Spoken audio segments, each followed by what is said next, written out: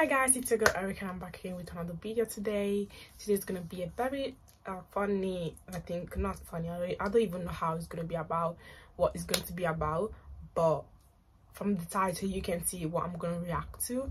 It's gonna be Andrew Tate beats Tucker Carlson full interview, a podcast. I mean, it's interview, but basically it's a podcast for me because I'm gonna show you just the audio and the audio, yeah. So I'm gonna react to it. I don't know, because everybody knows like Andrew Tate is a very particular, you know, character. Is a very particular person, and I think we all know what he has been doing, what is going on with his life, and I want to get into it because I'm quite late for this one, and let's see what he has to say basically, right? After all, basically after he, but because he was gone, right? For quite a while, he was gone for some certain reasons. So let's see what he has to say. I have my phone with me, as you can see. It's in charge, it's charging right now. And if you can't hear me, please volume up, like put the volume up so you can see, oh yeah, what I have to say or what the interview is about. Alright guys, so there's a lot of things happening around Andrew Tate. He just dropped the interview with Tucker Carlson, and this is going to be the full interview at length. You can watch it on this video, because this interview was absolutely insane. Hey guys, leave a like on the video, subscribe to notifications if you haven't already, and so you don't miss any updates. But yeah, just take a look at this insanity. So what are you charged with? That's a really good question. I'm charged with being the head of an organized criminal group, which is in charge of recruiting girls to make TikTok videos to steal the money from the TikTok views. What? Recruiting girls to make TikTok videos and stealing the money. So it's really a financial crime? It looks that way, and it's very interesting because the girls who they've identified to add to the file are saying that we're not victims of anything, and this isn't true. But the state believes it's true, and the state thinks that I, as a 35-year-old man, woke up. I was already extremely financially successful. I was already a father. I was already very well known. I had no financial motivation. I have no criminal record. It's not my personality profile, but I woke up at the age of 35 and decided to make girls do TikTok to enrich myself with the pennies that I would earn from TikTok views. So in the United States, I think the belief is that you were charged with human trafficking. Yeah, that's human trafficking, because what you do is you force a girl to work against her will for financial gain. That's human trafficking, and their justification for this is that girls do TikTok. Some girls I know who they found who say they're not victims have TikTok accounts. How do you force someone to do TikTok videos? Wait, hold on. You force someone to do TikTok videos unless it's for money, right? Or anything else, I don't know. Let's move on. Like that, isn't he? It's a very interesting scenario I'm in, and I'm inside of Romania, so I have to show a degree of respect to the Romanian judicial system, and I have to show a degree of respect to the situation I'm in. But the overall charge is that there's an organized criminal group. There's a group of us. I'm the head of it. My brother is below me, and we use the lover boy method to convince women to do TikTok videos to make money so that we can steal the TikTok money. So there's no, just to be clear, you are not accused of pandering, of pimping, of forcing women to have sex with anybody. No, not forcing them to have sex, not restraining their movement, not stopping them from living a full life, but the fact that we are somehow convincing them to have TikTok. Very interesting. I don't think... But there's no actual... I'm asking you this because I do think it's a widespread belief that you were accused of pimping. Yeah, no, that's nothing to do with any of this case. Absolutely nothing. And it's kind of scary because the crime in itself of human trafficking is a unique one, because they can ignore the statement of the victim. So the girls have come forward and said, this is insane. You've just picked us because we're near Andrew and we're his friends. But the whole idea of the crime is they can say that she's brainwashed, right? She's under duress. So you can ignore her statement. State says she's a victim regardless of the fact that she says she's not a victim. So it's very interesting because the difference between sex and rape is consent, right? Right. But they remove all of that. They're like, nope, you're a victim. No matter what you say, we're deciding you're a victim. And they've chosen them. And of course, these girls do nothing pornographic. They've never had sex with anyone, nothing to do with that. So they've picked TikTok. So it's scary. Imagine you're a full-grown man anywhere in the world today. They can find two girls who have TikTok on their phone. which is every single female on the planet, and they can accuse you of forcing them to take the TikTok money. And even if the girls say they didn't do that, this isn't true, that you're still a human trafficker. But force, what does that consist of? Yeah, that's what I want to understand. How do you mean force? Accusing you of using violence, or no? They're accusing me, and this is the thing, they're accusing me of using the lover boy method, coercing them by being nice. What? And by the way, these charges presumably are public, so... They're public, and this is extremely serious, but if you actually analyze the overall case against me, they're saying that Andrew and his brother, by being nice men, convinced girls to have TikTok accounts and then take the money. And it's very interesting because inside of the entire case file, there's not a single financial transaction to us for money. What are the penalties? They're extremely severe, 5 to 10 years in jail. And I've already served, coming up now, 7 months in a form of jail. They can only... So you are essentially incarcerated right now. Absolutely, I'm on house arrest. And that counts as jail. You can only be held 6 months without charge. I was initially picked up, thrown in a cell without charge. And I think the intention of the entire investigation at that point was to find the crime because they had very, very weak evidence. They contacted 2,000 people who know me or knew me. They tried very hard to convince some female somewhere to come forward and say something bad about me. The media machine, which works hands in hands with the justice machine, as you know very well, did exactly that. In fact, they offered bribes effectively. They'd call up ex-girlfriends and say, if you have anything bad to say about Andrew, we can pay you $50,000 for the story. And they tried very hard. They didn't find any evidence of anything. They then released me on house arrest, and then 2 days before the legal limit in which they had to drop everything, they charged me with whatever they had from the beginning, which is very little. And now we have to wait for the Romanian judicial system to analyze the file and, God willing, throw it away. How long did you spend in jail? I was in jail for 92 days in a Romanian jail cell. Oh my God. It was certainly an interesting experience. I won't lie and say it was easy. It was certainly very difficult. The uncertainty of it. It's a very uncertain situation to be picked up on just before New Year's Eve and thrown in a cell without charge. And I'm asking different prison guards and different prisoners, how long am I going to be here? One prisoner was like, I've been here 2 years. I was like, have you been charged? He goes, yeah, but I haven't gone to court yet. Like, everyone's been there for years. I thought I was going to be there for years. And it certainly takes a mental toll on you. And I think jail is a different experience when you know you're innocent. There was a guy in there for murder. He's like, yeah, I murdered someone, I'm in jail. You can your soul and your mind can accept the punishment for a crime. But when you've actually done nothing wrong, I think jail's a lot harder. Did you know why you were there? Not initially. So for about the first 2 weeks, I never actually got told in English what I was accused of because I was arrested on December 29th. There's New Year's. What were the circumstances of that? Yeah, December 29th, 5 a.m., the armed guards ran in this house. They spent all day searching the entire house. They were very interested in electronics, as most federal agencies are. And then they took me that evening and said, we're going to go and put you in jail for 24 hours. And after 24 hours, you see a judge, and the judge will decide if you stay in jail. And the judge decided I should stay in jail. What did you do? I mean, who'd you call? I had a lawyer, and my lawyer came and he said, we need to analyze the case file. We need to see what they have against you. You're being accused of human trafficking. It's like, human trafficking? That's insane. Who? When? What? I went to jail, and then I was given all this paper in Romanian. I don't speak Romanian, although I live here. And then I was waiting for the translation. So I think it's about 2 weeks before I finally got the papers in English to understand why I was in a jail cell. And then I really understood how. If you want to make a full-time income from home... Hold on. I hate fucking ads. You need to know this one...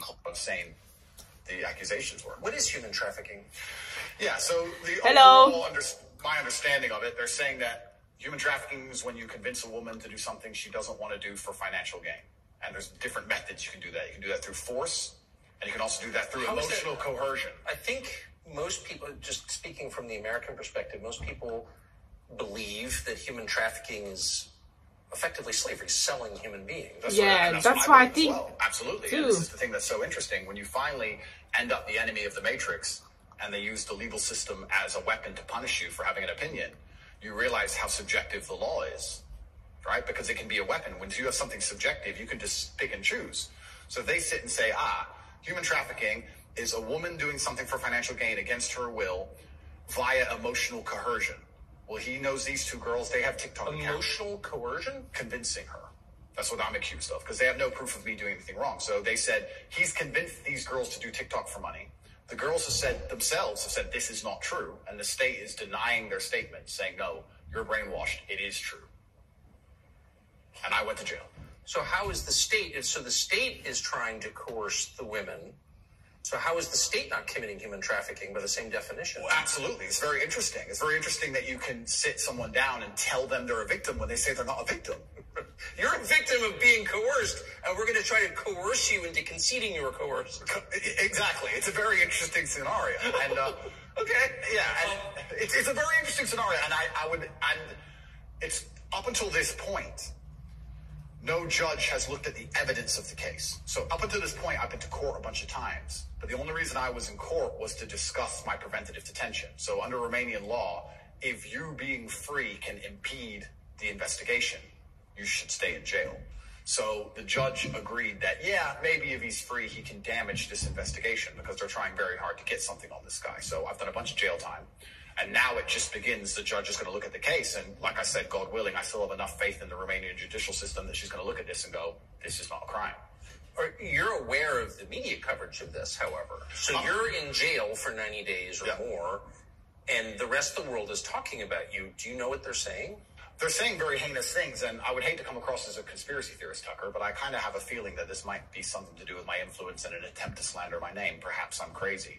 But the fact that they chose such a heinous crime, and they reported it so heavily, and they won't shut up and keep repeating basically a slander attack day after day after day. Also considering the fact that other people who genuinely commit heinous crimes have far more favorable press coverage. I don't want you to think I'm a conspiracy theorist. Please, Tucker, I would hate for you to come here and call me crazy. Yeah. But something very strange about it, and I think What, when Jeffrey Epstein's friends call you immoral? Yeah. The goal of it is certainly to slander my name, and I like to see it as a litmus test. I like to see it as an intelligence test. Anybody who wakes up and looks at me and goes, he's a human trafficker because of TikTok, they're fully gone. So, but from the West, just to defend the average news consumer in the West, sure. Andrew Tate, kind of an outlaw, lives in some palace in Romania, wherever that is. And Romania sounds like the kind of place where human trafficking is like the main industry. A lot of it happens here. That's what's so crazy about it, right? What's so crazy is if they really want to find a human trafficker, I think they could probably do it quite easily. But they managed to get me. That's certainly the perception. But it's one of those charges that kind of sells itself. Oh, absolutely. And it doesn't matter if you're found guilty or not, right? You're a human trafficker forever. And but I do think that public consciousness is changing. I think with things like there's been some very large court cases recently involving some very famous people in which women were caught lying, trying to slander men. For me, and I want to be an optimist, but I lost so much faith in humanity during COVID. If you would have told me how COVID would have gone down before COVID, I'd say no way. We're not that bad. I thought the people aren't that dumb. But when I experienced COVID, it's actually scary. You see how the Nazis managed to do what they did. You see how they managed to put people in concentration camps. You see it. And I had a very unique view of COVID because in the first days of COVID, when people were falling over in China and the Italian hospitals were overrun, at the height of the panic, when most people believed, because it was the very beginning, early stages, my brother and I had a very logical conversation and said, we're two military-aged men in very good physical condition. If we die of this, the world's over. If it can kill us, it's zombie apocalypse. So why are we going to live in fear? So we found the only two countries that were open, which were Sweden and Belarus. We'd just been to Belarus. This is before the Ukraine war. We'd just been there. We decided to try Sweden. So for the first 3 months of COVID, during the height of lockdowns, when Florida was closed, when it was absolute... I remember. Yeah, when it was the craziest lockdowns globally, me and Tristan are in Sweden in absolute freedom. They had no restrictions, no masks, no vaccine passports, no social distancing, nightclubs are full, restaurants are open, perfectly complete normal society. Why did I not hear this? I would have flew to Sweden as well then. Sweden never did. I would have flew to Sweden as well if I knew that Sweden was had freedom when there was COVID. I would have flew to Sweden as well, man. I did not know this. And I had to go through what I have to go through for this fucking COVID. Everything functioned perfectly fine the entire time. And they don't have it. Where's their mass? Where's their illness of their winter of severe illness and death? Yes. They never have one. It's a cold country. never had one. So we were living in Sweden, living completely normal lives, seeing the internet, seeing this insanity, and we're like, well, surely if we just put up a few videos of us partying in Sweden in nightclubs, this will wake people up. People ignored their own eyes. That's the scariest thing about everything, is that they can get to a level where, with the media machine, where people will genuinely ignore their own eyes. I don't understand how you can get people so brainwashed that they will see that the sky is blue, and then they'll watch that the sky is green, and then they'll look at it again and go, the sky's green. It's crazy to me. Nobody can do that. And that's why the war is getting so intense, because the principled people are saying, how can you still believe in the things that you're saying? Here is all the logical, empirical evidence that that is a lie. But these people are ideologically this. That's so scary. As it becomes more and more ridiculous, the more intense both sides get. Yes. Right? So what the future holds, I'm not entirely sure. But I like to believe, even my current charges, I found solace when I was in jail, that the thinking people are looking at this going, something about this doesn't seem right. Well, I mean, yeah, I'm not gonna lie to you. I'm not gonna lie to you. I'm very neutral person. Okay, I'm very neutral. I'm not gonna see, when I heard some opinions from Andrew Tate, I was like, okay, this guy is nuts. Okay, but there was some few things that he said that at the end of the day is the truth, right? Because let me say, for example, some opinion that he was saying about women, for me, were totally wrong, but opinion from other stuff, it was right. So obviously it's a 50-50 for me on Andrew Tate, right? Because this is 2023, things are different, things are changing every day, so obviously opinions are different. So I was not like support him, support not. But when Andrew Tate got arrested, I was like, hold on, Andrew Tate arrested for what? I was like, it was weird at first. I'm not gonna lie, it was weird. But let's see. I mean, when I discovered, I was sympathetic to you already. But, man's accused of human trafficking. It's worth finding out what he's accused of. Yes. I was like, let me see what he's gonna accuse of. Then I saw human trafficking. I was like, Andrew Tate, to get money, human trafficking.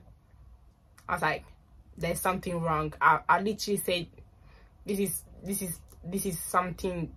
This is weird. When I discovered that there was no actual human trafficking charge, that's not actually human trafficking, I don't care what you call it, you weren't buying it, even accused of buying and selling anyone, then the next conclusion you inevitably reach is they don't like the guy, they don't like his views, which is fine. They're going to send him to jail for that. Yeah. That does seem like an escalation. Yeah. Absolutely, but if they don't like your views and you're inspiring millions of people to resist slave programming, you become a threat. Like, they disgust me. But you can't send a guy to jail because you disagree with him. You shouldn't. But even before I went to jail, the members of parliament in the UK were talking about me and what a dangerous role model I am for young boys.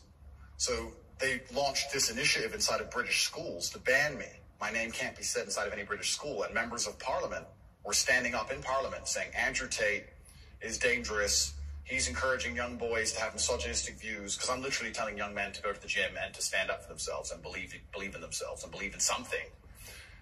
And by extension, you look at some of the sexual education books these children are being given, which I believe at age 9, I don't think a child needs to learn about anal sex or any of these things. Probably not. Yeah, probably not. So they're pushing that to the children, but I'm banned. Well, they're also pushing weed and video games on boys. Oh, completely. And you can listen to rap music about killing people all day long. And there's a whole, and Lil Nas, he can have sex with the devil in his music videos. That's fine. But I'm dangerous for saying go to the gym. And once I realized what was scary to me is, I said this to my brother. I said, once the parliament is discussing you, you're basically considered a national security threat at this point. You're a threat to national security at that level. And then all bets are off. Right? What about the UK? So the UK has become more authoritarian than anywhere in the Persian Gulf. Correct. How did that happen? Yeah. And it's, like I said, it's very interesting because the people in Camp B who don't think, a lot of them believe that the law is fair. I've had people say to me, oh yeah, what they're doing to you is garbage. Well, you need a lawyer. So yeah, I do need a lawyer, and I do have a lawyer. Thank you. But it's not that simple, unfortunately. You know, the law is very subjective, and if they want to attack you with it, they're going to do a very good job of attacking you with it. And that's what the UK does. The UK have these laws which are extremely subjective, and they can use it as a weapon to basically silence anyone they decide. But why? I mean, England is the birthplace of free speech, of habeas corpus, of kind of framework of liberal democracy that we thought we believed in. Yeah. And now it's a country where people are arrested for praying. Well, what happened? Good question. And there's a saying that I heard, and I don't know who said it, but he said that a sick country adopts laws like a dying man will try medicine. And I think that the UK is failing in real time. If you look at it in any metric, whether it's living standards, whether it's crime rate, any metric you can measure the success of a country by, it's fallen off the cliff. It's becoming more and more expensive to live there. The education system's gone down the pan. London is the stabbing capital of the world. You're not safe to leave your house. So their answer to this is just more and more and more laws. And unfortunately, as they do that, they're not even intelligent enough to actually attack the people who are doing genuinely bad to the world. They just make more and more authoritarian laws, and they end up using them to attack the people that the government doesn't like. And I ended up being one of them. And I think Europe in general has problems. If you look at France as we speak, I think it's on fire, isn't it? Most of it? It is. Yeah. So they have issues, and their answer, what's a government's solution to anything? Law. What can a government do? No matter what. But they're not laws that are aimed at fixing the problem that's right in front of them. They're laws aimed at fixing the person who's talking about the problems. So why don't you get rid of the guy who tells everybody? Isn't that easier? Tucker? Why? Hello again. Well, you know all the hours you're spending trying to teach yourself a trade. 1 hour with me will help fix any of this. If we just shut him up, they won't know. No, but that's like responding to a heat wave by breaking your thermometer. Completely right. That's the plan.